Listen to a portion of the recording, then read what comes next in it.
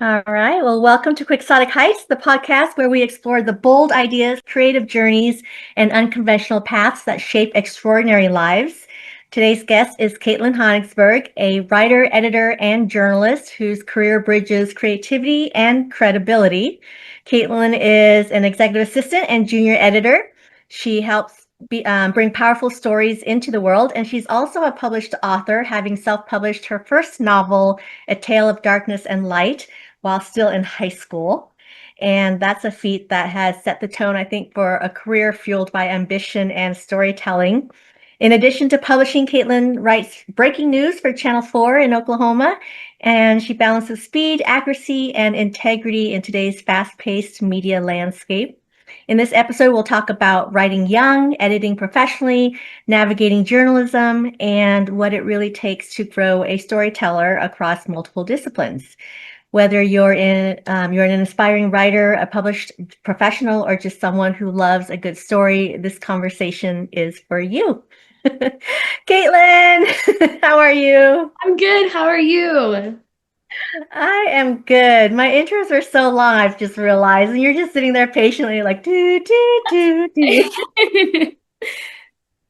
All right. Well, let's get started. I'm excited to talk to you today because I met you at WriterCon in September of last year, 2025.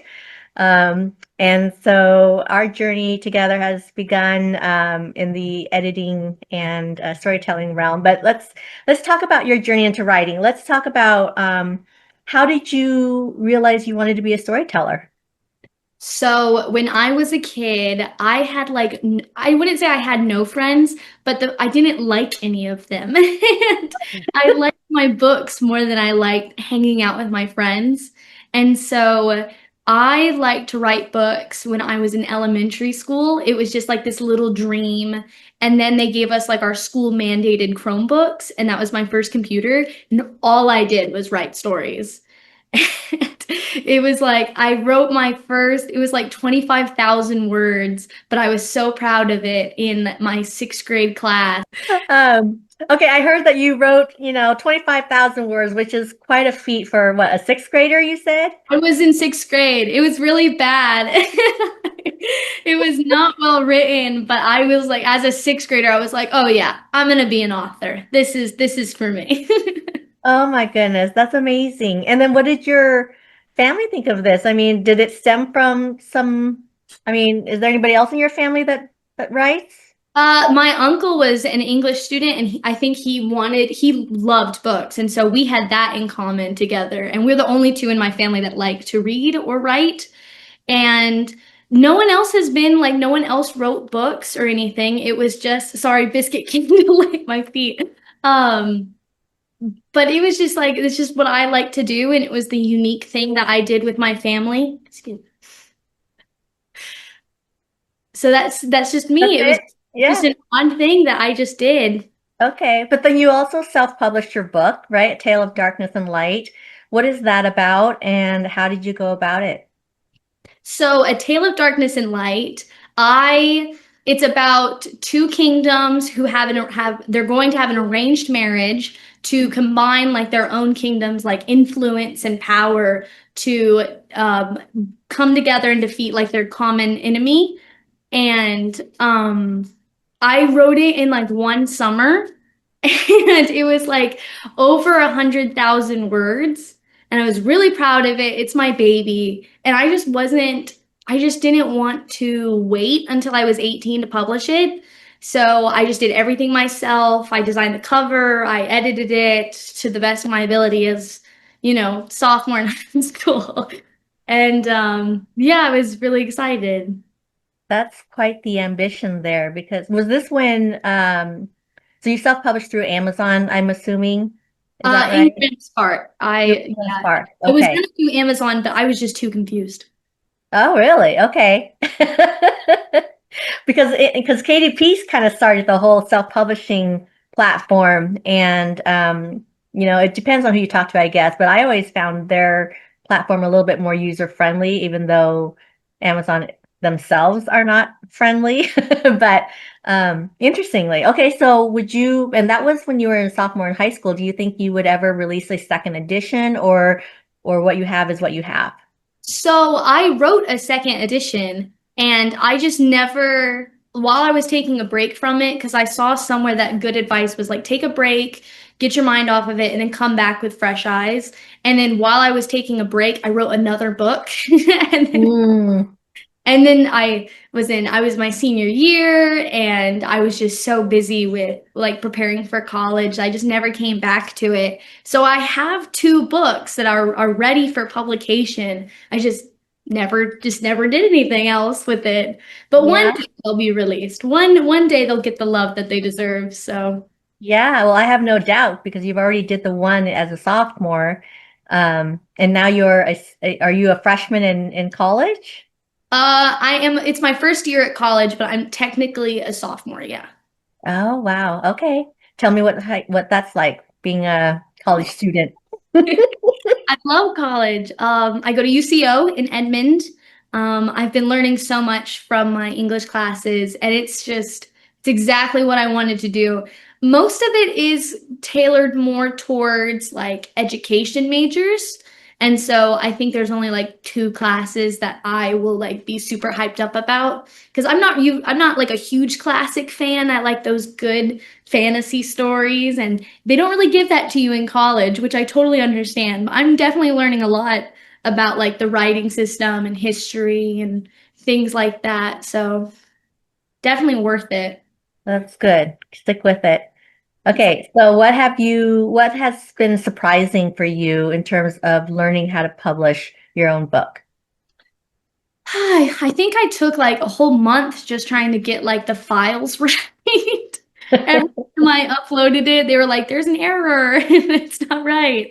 So that was like a really difficult thing for me. And then I got it down and I was super excited about it. And I think I learned a lot about perseverance and like staying dedicated to something that I want to do and something I like to do. And it was just I had to do it all on my own because nobody else had done it before. So it was a good learning experience. I got to just do it. Mm-hmm. Mm-hmm. And then what about the formatting? Because I mean, editing is hard, but formatting is a whole different beast. And yeah, tell me about that. I didn't know how to format a book, so I would Google like free formatting or like generators. And I used Reedsy. So I published my book completely for free. I didn't pay anything. It was hard. It was so hard. It took forever.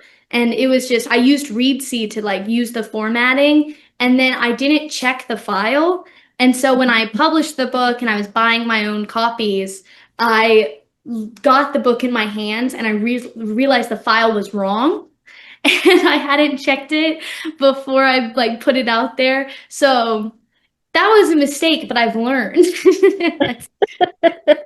There's a copy out there in the world that like all the words there's no spaces in the book. It's just Yeah. Oh, it's out there. I love though that you are so ambitious and so spirited, that you didn't give up and you still maintained I hope you maintained a positive attitude throughout the whole thing because otherwise you wouldn't have had published it. And so that's one of the reasons why I was drawn to you at WriterCon because you scheduled a one-on-one consult with me, not knowing what to expect.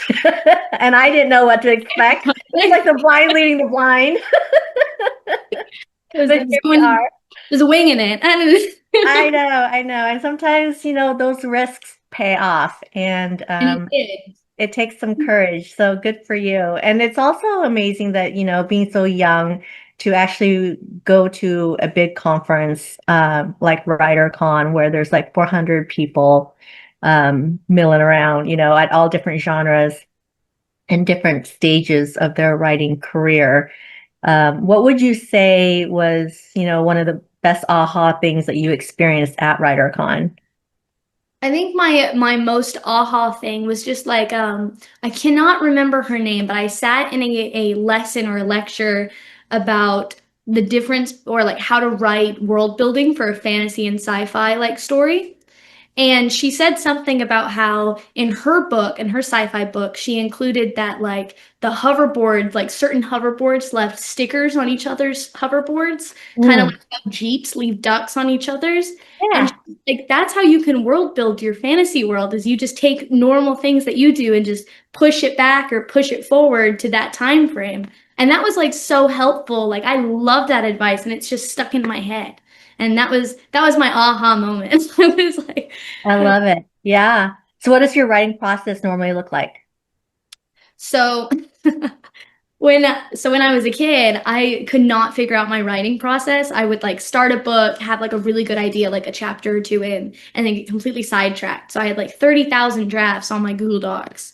And I finally figured it out that I'm more of an outline person, but Mm. I don't like to outline every single thing that happens. So the way that I do it is I take a chapter and I put like the three things I want to happen in this chapter.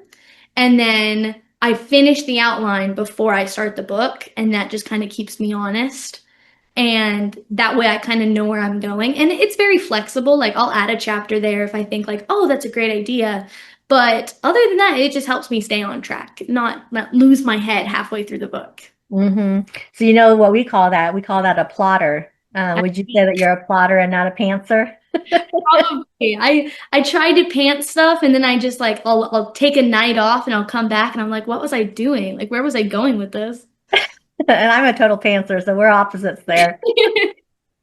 Okay, well, let's talk about your role as junior editor with Quill Hawk Publishing. And for a while, you worked with Katrina Schroeder as well with the Fiction Lab. And I'm not sure what other experiences you have. Can you share with us what your editing experience has been like? Yeah, so I met you at WriterCon and we had a really good talk and you were like, "Oh, let's get Katrina on a Zoom call and let's talk." And that was great. And as a freshman in college, I was like, "Oh, wow, this is a lot. This is exciting." This is and we talked and you guys gave me a role and I got to edit some projects and start doing little things for you guys. And I've learned so much from editing with you guys. I was working on a book today that I wanted to write and I was kind of doing the first chapter. And then in my head, I just like, I had all your notes and your like editing advice in my head as I was writing it. I was like, oh, this is awesome. Like I'm learning, I'm learning how to be a better writer by being like trying to be a good editor.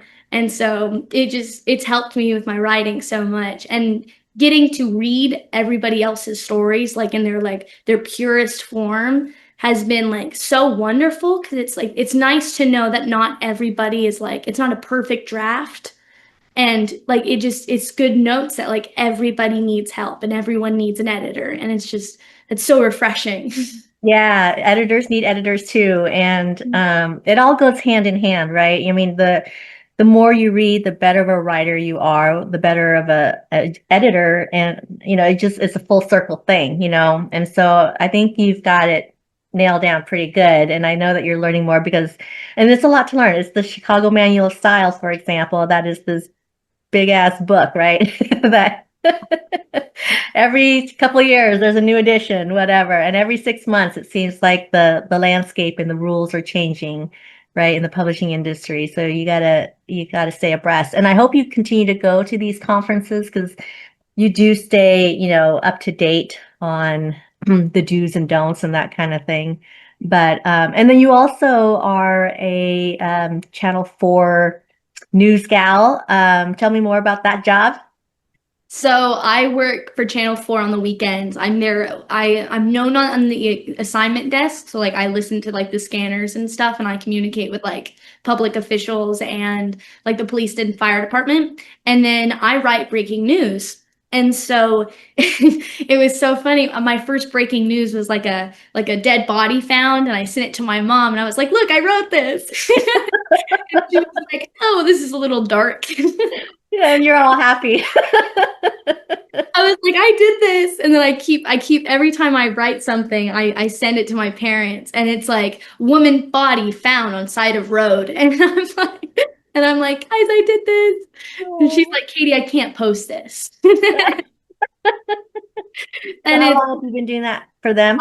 I started working there in June. I applied and they called me back like the weekend after. And I didn't even know it was with Channel 4. And I've told my boss this because he was like, why did you want to apply to the news? And I was Hmm. like, well, Well, the title said writer, so I just applied. And then I got it and I was like, "Oh, this is just some little news station." And then I showed up for the interview and I saw Channel 4 and I'm like, "This is not a little news station." Yeah, Four. that's a big deal. hmm You think you're going to move up in the ranks of Channel 4 and kind of continue your career in journalism there? Perhaps I've been looking into it. It's like a whole new ball field, and I've been so impressed working there, and I've learned about journalism and from everybody there. And I mean, it's definitely an option, but I think before I settle with that, I mean, not settle. Good, it's a very good job. But I mean, everyone's dream is to be an author, so maybe I'll get there, maybe I won't, but I mean, it's just nice to have a lot of different doorways. Mm-hmm. Mm-hmm. Okay, so what do you think is going to be the story that you pitch to an agent, editor, whatever, that you publish that's going to be the one, right? The golden egg that's going to bring you on this trajectory of authorship and have a career. So I mostly write fantasy books, and I've told you I've written a few, and I just haven't done anything with them. But I recently have wrote a romance book, and I don't write contemporary romance. It's never been something I thought I would do. I've never I've never even talked about it. But I was just reading like a romance, and I was like, oh, maybe I should give this a try. And I wrote one and I'm really proud of it. And I think that it's a really good romance book. And so I think that would probably be the one that gets me through the door. I'd have to dedicate a lot more time to it, but I'm a little biased, but I think it's really good. Okay, so what is the title? What's it about? It doesn't have a title. And it's about a technical writer because I'm doing my minor in technical writing. And so I thought that that's like a neat little expansion on writing. And so it's about a technical writer and a finance, sorry, my dog is eating eating a pillow. Because he just loves to do that. Um, it's about a technical writer who falls in love with somebody at one of the jobs she's doing, and she falls in love with one of the finance department members, Mm. and it's more of like an intellectual romance because I just think it's so wonderful when you meet someone who's like on the same brain length as you and who you can admire for things like that instead of just like, oh, we met our eyes locked and we're in love. So, Mhm, mhm. Yeah, romance is like the number one genre of all times, right? Year after year, it's the number one selling genre. So I think if it's going to be any book, that could be the book because I wish I could write romance as well, but I can't. I can have like little snippets of it in my book, but I'm more of the women's historical fiction writer. But I do hope that you do take, your career to the next level as a romance writer. Now, you also mentioned that you are minoring in technical writing. Full confession, I was once married to a technical writer. oh no. And I just wanted to know what the appeal is for you with technical writing because it's so different, right, from narrative storytelling. Yeah, tell me. Totally agree with you. So my bonus mom, my stepmom, she's a reality person, and so my criteria for going into English instead of something like medicine or something like big that is like for sure a lot of money because it's English, with AI, it's a really threatening position to go into, and Hmm. her her lesson was that I should do technical writing as a minor, kind of like when you're going into something, you get business as a minor as like a backup. And so technical writing was kind of my backup. And I mean, it's not, I just love to write. And so I don't think it would matter what I'm writing. As long as I'm writing something, I think I'd be happy. And it's not really much different than what I do at the news station. Like I just take complicated stuff and kind of break it down. And Hmm. that's what technical writers do. And I could definitely see myself living a fulfilling life doing technical writing. Okay. Well, that's a good answer because I would hate for you to, write a manual of some sort and then squeeze in, two people falling in love at a company. So, Um, leg number one connected with leg number B, and their eyes locked. They yeah, just right? You're like, if I, as the boss, I'd be like, I don't know about this one. Tell me a little bit more about your personal life. What does your family think about your choices? What is, you have a boyfriend as well. Tell us about that. So my family is very supportive of me. My parents, I have a lot of parents. So I have a large blended family, and I am the middle child of seven siblings, and I have four parents, and everybody is everywhere. And I love my family more than anything. Maybe not more than my dog, but they're up there too. They've always been very supportive of me. I mean, it's English, so like telling them I wanted to do English, it was very much like, are you sure? Like, what's your plan like? Like, let's be realistic because they want me to succeed. But they're also they have big dreams for me and they want my dreams to come true. And Mhm. so they've never ever told me not to do something, and they've never told me like maybe you shouldn't do that. They've always just been like, "Hey, let's take a look at this just in case." Like this way, like you're still like we are sure that you're still comfortable and you're still going to have something to fall back on. And they're very wonderful and pushing me to reach my dreams. And I mean, all my parents are very supportive of my future, and I love them all for it. They don't read. My my mom read my book, and my dad tried, and that's what matters. A for effort. I know, yeah. So, in the book I published my sophomore year, there's a intimate scene later on in the book that I didn't write. My friend Addie wrote that part for me because I couldn't do it, and my dad got the book and his friend's wife read it and she was telling him about it. She's like, Michael, I didn't know your daughter knew about that. And he's like, what? He's like, what are you talking about? Ooh, juicy.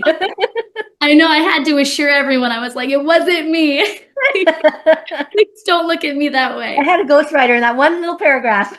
It was like 2 pages, but it's like when you're writing a book and you know something needs to happen and I just couldn't do it because I'm a Christian and I'm saving myself for marriage, so I have no experience in that.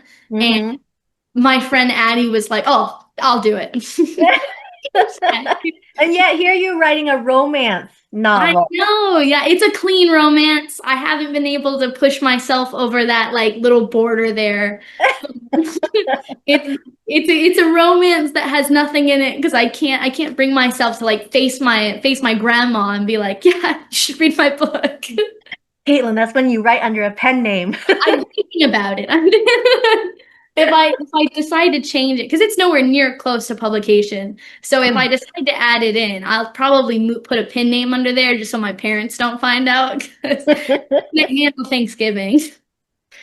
Would you consider entering your writing into contests for published or unpublished works? Ooh, absolutely. I mean, why not? I think it's like any opportunity to learn something is something that you should do. And I mean, that's basically my philanthropy with life. Like I've taken on so many jobs just to learn something new in all of them. So Yeah, yeah. So, just knowing for the brief amount of time that I've known you, you're always so upbeat and positive and smiling. And is there anything that brings you down or makes you kind of second guess yourself, or do you think you're just naturally always this optimist? I am not this optimist. This is when I get nervous, I laugh. So I get really like red and smiley because I'm hiding the fact that I'm like crying inside. Oh. Not just out of nerves. I just get nervous. But Hmm. I think it's with AI, it's kind of like you hear it all the time in the classroom. And then I am not an analytical person. So every time I write an analysis of a Chaucer story or something, and then I receive a bad grade, because I don't do well with analysis. It's kind of disheartening because it's like telling me that I feel like I'm not as good as a writer as I thought, but then I just have to remind myself like I'm not trying to do analysis. I'm trying to write a narrative story about, dragons and kingdoms and things like that. Right, right. So how are you utilizing AI as a tool then? Because you're right, it is threatening a lot of, jobs out there. Well, I think you just have to learn to either use it or not. And with today's world, it's just you're gonna have to use it. And I mean, it's helpful. I've used it to like brainstorm characters just because like if I'm sitting there and I'm like, "Ugh, I can't think of a last name for this guy, like I just need a last name. I'll just like ask ChatGPT. I'm like, hey, give me like 100 names for like that goes with this first name, and they'll give me a bunch of examples. And it's kind of, I like to think that it's kind of like Google, but it gives like a more in-depth answer. So like while I'm writing a romance, it's on a university campus. And so I'm like asking ChatGPT, I'm like, is it okay to mention a university or Hmm. talk about a TV show in a book? It's just Yeah, these little questions that I have, and it does really good with answering them. So I think yeah, as long as you're not using it to like write your story and like claiming it as something that you wrote, I feel like I mean, it's helpful. It's there to help you. yeah. How confident are you in what ChatGPT is telling you is true? Not completely confident, which is why I don't like to use it for big things. I don't use it to outline because I just like that's one of my favorite parts about like processing a novel idea. I like to sit there and like stare at my computer at 2 a.m. and just like bawl my eyes out and plan a story. And Chappie, it just like it takes the joy out of like writing the book. So I try and keep it minimal to like the little things, but I mean, I'd be Googling the exact same things. So Mhm. I try to keep it down as much as I can. But it's just helpful with little things like last name ideas or stuff like that. Yeah. So you and I went down this journey together of, well, mostly you writing a social media article. It was fun. You know where I'm going with this. Um, Turned out to be, a fraudulent thing where someone reached out to us via email, asked us to write this article for them, and it was basically a ghostwriting project, and they were going to pay us. You did the writing, we gave it to them, they paid us, the check bounced, and it turns out it was a fraudulent check. um, I know what I learned from this whole experience, and I learned that email interactions are not the way to go 100% of the time, right? Like you have to have that one-on-one conversation with them via Zoom or live or whatever. It's just so you can do a blank interview basically and read their body language and that kind of stuff. But what did you learn from this experience? Well, I loved writing the article. I learned so much. And I mean, just doing the research for the article, it was like the story about the boy who ended up like he committed suicide for like the cyberbullying. Like that just it made me more aware to what was going on social media than I had been. And so I got to like when I was doing the research, like it was all I got to do. And I appreciated it more. And then I think with the fact that it didn't work out, I mean, now I can say I published an article. So really, I'm just helping me out. That's true. And if anybody is interested in reading that article, they can go to the Quill Hawk Publishing website and go to the blog page and they can find your Yeah. beautiful writing there. It was a very good article. Yeah. Yeah. What's My your, mom what's, said it was good. So well, I agree with her. So, and mom knows best. she does. Yeah. So what's the next plan for you in terms of once you've graduated? What do you see for yourself? Um, I think my next plan, I want to publish one of the books I haven't published. I want to at least either continue the story of A Tale of Darkness and Light with the second edition, or I want to publish like the romance or the other fantasy book that I have written. But I think I want to do one more before I graduate because I know when I graduate, I'm gonna have to get a job and like I have to pay the bills and I've had to start paying for my loans and I'm not gonna be able to dedicate as much time as I have, I think, in college. And I also like I kind of just want to like I want to give my dreams like 100% of my effort before I start settling down. And I know I can like work on them as I have a big full-time job, but I don't want to work a big full-time job. I just want to write my little romance books.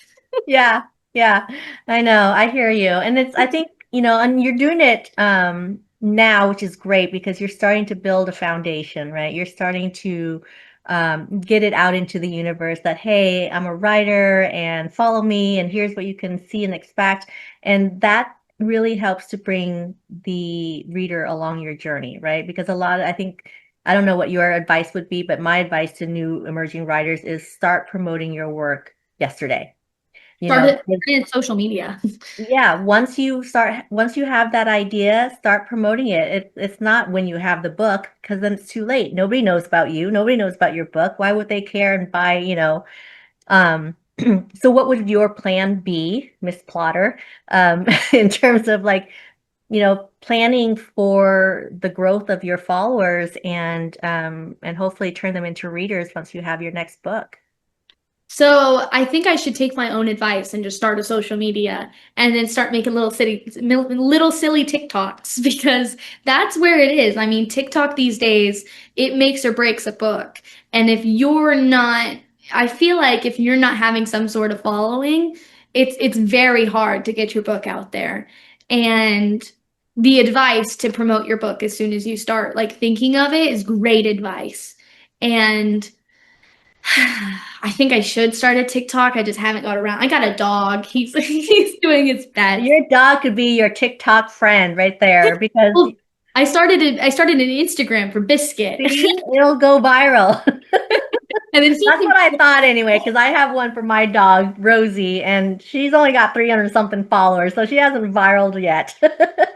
But you just never know what's going to hit. But the thing is, you got to keep trying. You got to keep hustling, because somewhere out there, the right person's going to see it, or whatever, and that could change your career, your life completely. So I start had that TikTok. I had a friend of mine. She edited A Tale of Darkness and Light for me because she wanted to like get that experience, and I was like, "Oh yeah, for sure, do it." It's really long. Like I don't know if I can do it. She read it and she posted a TikTok about it and it went viral. And Really? yeah, it went viral and in it she's bawling her eyes out and she's like, "This book is so good." And I'm like, "Well, that's great. That's good little publicity for me." But Yeah. yeah, I just as a sophomore in high school, I didn't have the time or the money to like try to like to get it out there. And so, part of me kind of regrets it because like the book deserves, I love my book and I biasly think it's pretty good. And I want it to have so much more love than it has. But I just also like it's my baby. I didn't want to publish it with it. I wanted to keep all of that to myself. And like when you traditionally publish, you Hmm. give away your rights. And I didn't know about, hybrid publishing or anything like that. So I was like, oh, I either had to do it myself or sell my book. And I didn't want to sell my book because it was just Yeah. my baby. Yeah. So, your friend did this thing for you and it went viral. She's crying on TikTok. Did you see any upticks in sales because of it? I didn't check my sales. I was a kid at that time, I like to think. I did not it wasn't really about like how many books I sold, but I liked that she like cried and she like felt something for that part of the book. And Hmm. that was like the best part about it. Like it just like even that one person who read it, it just made the entire thing worth it for me. And then I just stopped checking. Yeah. I feel like, as authors, as writers, when we are pouring our heart out on the pages, that truly is the best gift, right? When it hits your readers and it resonates with them in the way that you intended it to. But on the flip side is you're still going to get the haters, or the people who are going to give you those 1, 2 star reviews Like my brother. because maybe they're expecting something differently based on the blurb of the book or the cover of the book, or maybe just, they're having a crappy day and for whatever reason. But how do you think you would handle your first 1 or 2 star review? I think I would cry a little bit probably. And then, but I think that as a reader myself, I've learned that not every book is for everyone. And I've read plenty of books that everyone else has given 5 stars. And even my friend and I, like, she's rated a book 5 stars, and I did not connect with it at all. And I Mhm. think it was just like that helped me a lot to think that, like, books, like, certain books are not for everyone. And, like, what I like and what my friends like and what other people are going to like are completely different. So, to me, like a book could be a 5 star read, and then to someone else, they could DNF it because they don't want, like they just can't. And it's Mhm. okay. Like everyone has different taste. I'm proud of like, and that's again, that's why I wanted to keep my baby completely for myself because like I was proud of it. It had everything I wanted in it. It was written to, in my mind, it was written to my perfection of a book. So I know you agree with me. Biscuit agrees. So. Let's get smart. What's on your TBR pile? Ah, my TBR. It goes on. I just got the new book of the month I gotta read.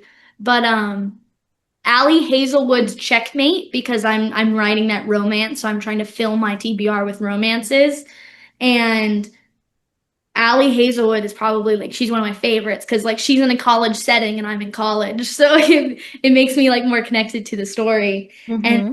then Abby, I need to finish Abby Jimenez's Just for the Summer book, one of my favorite books in the whole world.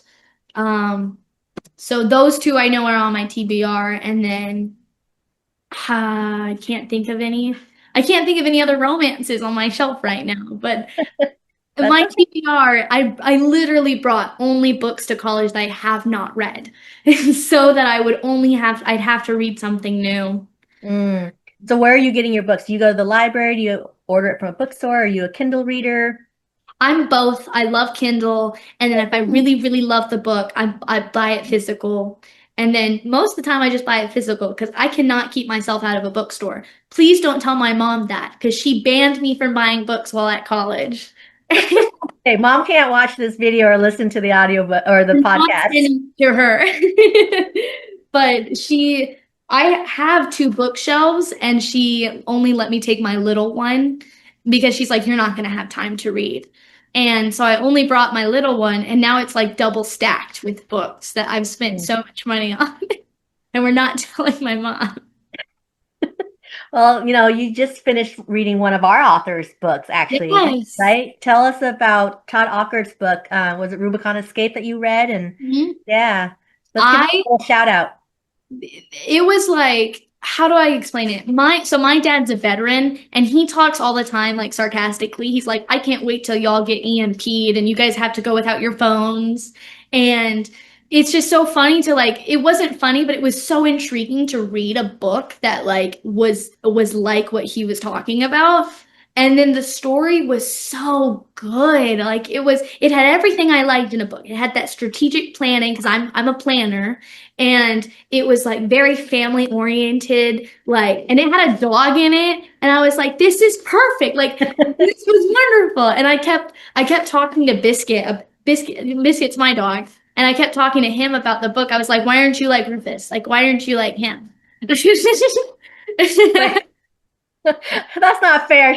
Actually, hold Biscuit up to the camera so we can see for those on YouTube and Spotify. He's eating some wrapping paper right now, hold on, come here. What Oh, kind of dog is Biscuit? Biscuit is a German Shepherd Great Pyrenees. They Oh told me he was a husky when we got him, and he's not a husky. my goodness. Oh, look at him. He's so But shy. yeah, he doesn't like to be held, but hi, Yeah, he's gonna be famous now. buddy. I hope so. Follow him on Instagram, Best Boy Biscuit. That's boy Biscuit. Okay, Rosie will follow. Rosie Hawk will follow. Yeah. He likes to eat wrapping paper, apparently. Oh my gosh. Yeah, my dog loves to tear, cardboard boxes up. So, But thanks.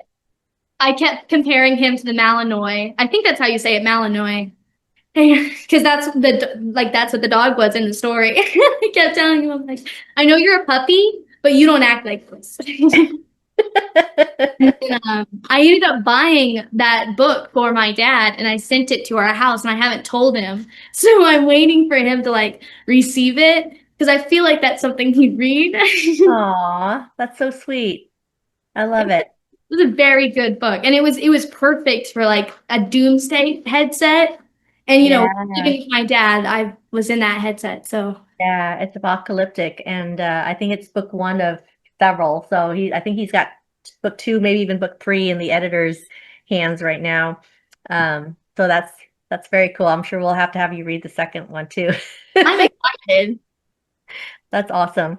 All right. Well, what else is on our topic to talk about, my dear? Because I feel like, I know you as a college student and as a junior editor and executive assistant K4, but I feel like there's more to you that maybe we haven't touched on yet. Oh goodness, what is me? I feel like I usually just work. I don't really I love bingo. I love card games. I love it. Okay, so let me ask you this. There's a lot of there's a lot of young people out there who do want to go into publishing. Um, and the publishing landscape is changing, as you know. I mean, it's not just traditional publishing. There's self-publishing hybrid. There's the vanity press route. There's the university route. I mean, there's different avenues. What advice do you think you could give them to start their career in publishing? So I think some really, really good advice, especially that I received, was anything and everything you can do that has something to do with writing or books or anything is just to do it because you never know what you're going to learn. And I've learned so much from my job at the news, and I wouldn't have gotten that if I hadn't just applied for a job that said writer. Hmm. And I wouldn't have gotten my internship with you if I hadn't just applied for the conference. And I mean, you said it, I didn't know what it was. And I just wung it. And now I have this awesome opportunity where I'm learning so much, and I wouldn't have gotten that if I hadn't just tried. Because, like, the worst thing you can say is no. Hmm. Yeah, and I've read the statistic somewhere that when men and women apply for jobs, men will apply for a job even if they're only 50% qualified for the job. Women will not do that. We have to feel like we're 100% qualified before we even apply. Um, do you think there's what advice would you give for someone to try to overcome that and say, who cares if you're only 25% qualified, apply anyway? Like how do we get to that step? So I've always said to every single job interview I've gone to, because I worked in fast food. And when I started in fast food at 14, I didn't know about the workplace at all.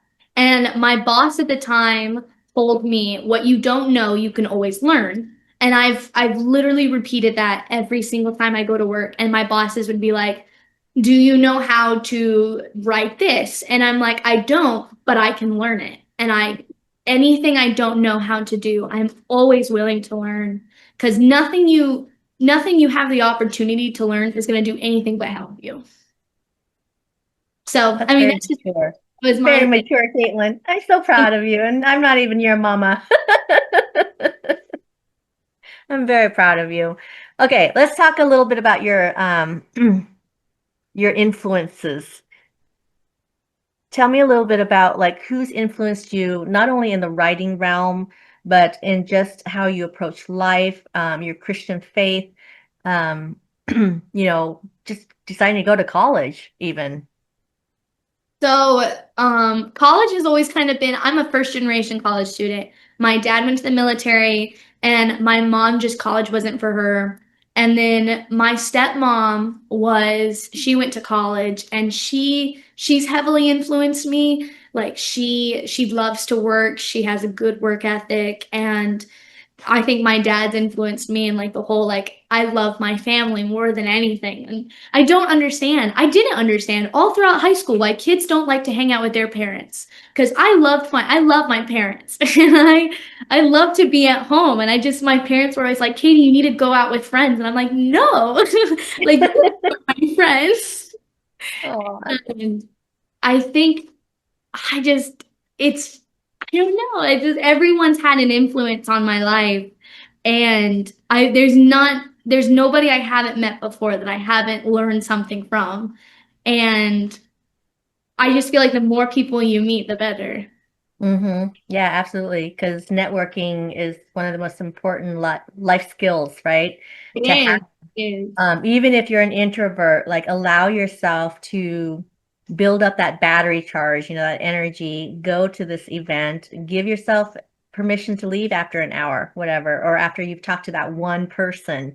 And then go home, decompress and celebrate that you achieved that. And I agree. I mean, because you went to WriterCon and to all these other events, right? To network. I went to WriterCon for 1.5 days, and then I had to go home because I had to go to my other job. And I almost didn't want to go to WriterCon because I didn't want to show up and have to leave. But I was Mhm. like, I'd rather go for a day and a half than not go at all. And Yeah. then I talked to the people at WriterCon, and they organized everything where I got to do everything I wanted to do in one day. And I got to like double my pitches, and I got to talk to you, and I was like, they made everything work out, and that wouldn't have happened if I hadn't just asked. Yeah.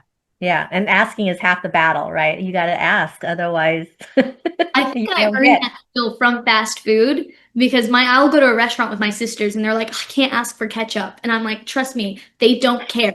And I think taking that mindset into my adulthood, because I'm like, if I ask, they're gonna forget about me tomorrow. So it's not like it's not an Yeah. issue. Well, it's very brave. You should ask. Chick-fil-A does it to you. Oh my gosh. The funny story about Chick-fil-A for me is like when I used to work at Microsoft and I would travel a lot, there was one time I traveled to Atlanta. I was in the CNN building and I was hungry, went down. Everybody's like, oh, you got to get Chick-fil-A. You got to get Chick-fil-A. I have never heard of it. Went and got my Chick-fil-A, took one bite, was so disgusted by it. I threw it in the garbage. Yeah, I And then love what do? I moved to a state in Oklahoma where it's like I'm surrounded by Chick-fil-A lovers. And when I was working at Red Bull, everybody here in Oklahoma City, everybody was like, let's get Chick-fil-A for lunch. And I'm like, count me out. What is it about Chick-fil-A, you think? Well, when I was working there, I was told that they had like dragons in the basement, and that's how they like cook their chicken. And that's what I was told by so many people, and they're like, "How's the dragon in the basement?" I'm like, "What? Like, what are you talking about?" But I mean, I like Chick-fil-A fries, but I've learned to make my own chicken, and to me, that's just as good. But I mean, Chick-fil-A sauce, it's perfect, and Yeah. And you can get the sauce at the store, so just drizzle it on and there you have. Chick-fil-A. Just Exactly. get some without spice on it, and he loves it. I love it. All right, honey. So before we wrap up, is there anything else that you want to cover that we didn't cover? Amy, you're writing a memoir, right? You Yes, want I am. a memoir? Yeah, I'm writing a memoir. You gonna write a memoir too? No. I don't think I could talk about, like, I just don't think I have the skill to talk about myself, but I know you're writing a memoir and I'm excited to read it. Thank you. It's been in the works for several years, and I've been very afraid to publish it. Um, and I was missing one piece to my story that because been I had lost touch with my roommate from college, and we didn't see each other for 20 plus years until one day Facebook suggested a friend, and I was like, "Oh my God, I've been looking for Rena forever." Turns out she was looking for me forever, and I flew to Seattle and spent a few days with her, and she told me the missing piece that I had been dying to find out. And so, yeah, it's being fine-tuned right now, and I'm still trying to be brave to release it. But I threw it out in the universe that I was going to release it on my birthday, July 30th of this year. And so now I have to stick to it. You're obligated by Yeah, I can't be made a liar, so I'm gonna be, accountable to what I say. And the beautiful thing about memoirs is, it's not an autobiography. And so you don't have to put your whole life story in there. There's chunks that you can write, themes that you can write. I have a girlfriend named Christina Vo, and she's working on her third memoir. So it's not a one and done kind of thing. But I'm excited, sort of, to release it. it is Um, like every book put out there is like a piece of yourself put out there. And now this piece of you yeah, is like about you. yeah. Well, and behind me, let's see if I do it this way. From Broken to Brave, that is the potential cover for the book. It's a memoir of a heart warrior, because I was born with a congenital heart defect, but also a heart warrior because I overcome a few things. Um, but this is not about me. This is about you. So before we wrap up, I have a few fun questions for you to wrap this up with. Okay? All right. Yeah. What's your favorite book that you think everyone should read and why? Legend by Mary Lou. It is a dystopian trilogy. It was the first book I read that got me into reading. 10 out of 10, the whole series. I picked it up in Walmart like a day like right before COVID hit. And then I binged the whole series in like a day. Like it was wonderful, like Wow. really good series. It's it's a dystopian book, so it's kind of like Hunger Games, and I'm like, how is this not more popular? But I'm also biased. Like I read the books at least once a year because they're just so good, and it's nostalgic for me because Mhm. it was a book I read that really like got me spending all my money on books. So Yeah, I love that because, when you reread a book, you discover new things and you're more mature, right? And more experienced. So then you see things from a different lens, through your experiences. And I love rereading books too. I love re-listening to audiobooks and rediscovering the books that way. So good for you. Okay, if your life were a genre of book or movie, what would it be? a horror.